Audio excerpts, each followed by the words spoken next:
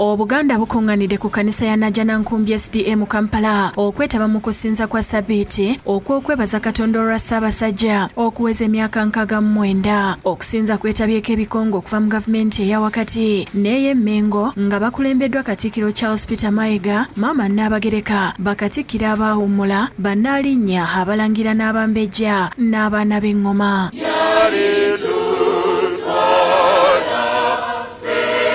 Ssabalabirizi Ndimukika yakulembeddemu okusabira Omutanda mu ngeri ey'enjawulo n'okwebaza olw'obulamu bwe. Yeebazizza Kabaka olw'okutumbula embeera z'obuntu naddala eby'obulamu, ebyenjigiriza, ebyenfuna n'okuleeta enkulaakulana okutwaliza awamu. Ekikulu ekituleese olwaleero kwe kwebaza Katonda olwa baffe Ssaabasajja Kabaka wa Buganda.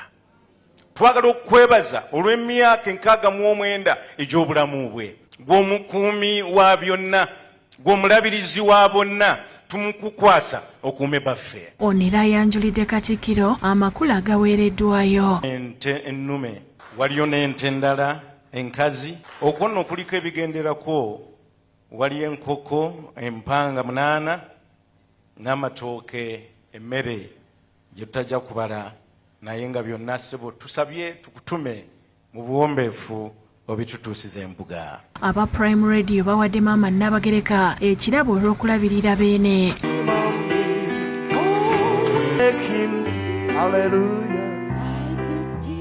Download the app on App Store or Google Play Store now. Vision Digital Experience, the future of media.